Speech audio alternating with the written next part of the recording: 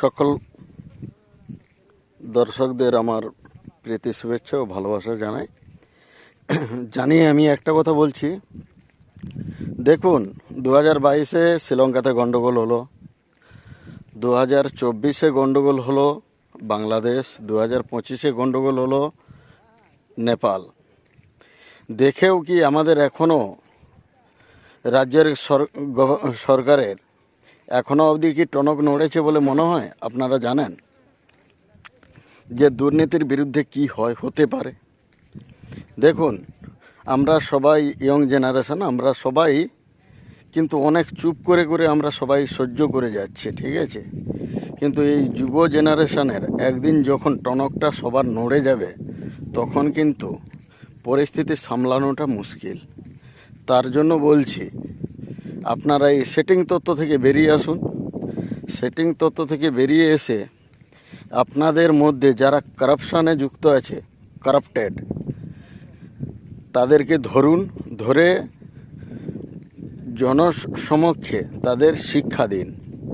তাহলে কি হবে, এই ইয়ং জেনারেশনটা বুঝতে পারবে যে না, যেই সরকারে থাকুন, প্রশাসনে যেই সরকার থাকুক, সে কমসে কম আম পাবলিকরা এটা বুঝতে পারবে যে না, দুর্নীতির বিরুদ্ধে এরা পদক্ষেপ নিচ্ছে। কিন্তু ইয়ং জেনারেশনরা এখনও কিন্তু কিছুই দেখতে পাচ্ছে না, যে সব জায়গাতেই সবাই সেটিং করে চলছো। এই সেটিংটা কিন্তু কতদিন চলবে সেটা জানি না। আর ভগবানের কাছে এটাই কামনা করব যে এই আমাদের প্রতিবেশী দেশগুলোতে যেরকম ঘটনা প্রবাহ ঘটছে, আমাদের ইন্ডিয়াতে যেন কোনো দিন না ঘটে। কিন্তু এই ইয়ং জেনারেশান, যে ইউথ জেনারেশানটা, এরা কিন্তু সহ্য করতে করতে এদের কিন্তু দেওয়ালে পিঠ ঠেকে গেছে।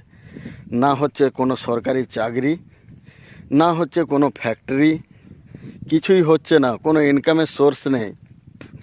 আপনারা সিংহাসনে বসে গেছেন, আপনাদের ছেলেমেয়েরা বিদেশে গিয়ে পড়াশোনা করছে, আপনারা অট্টালিকা বানাচ্ছেন।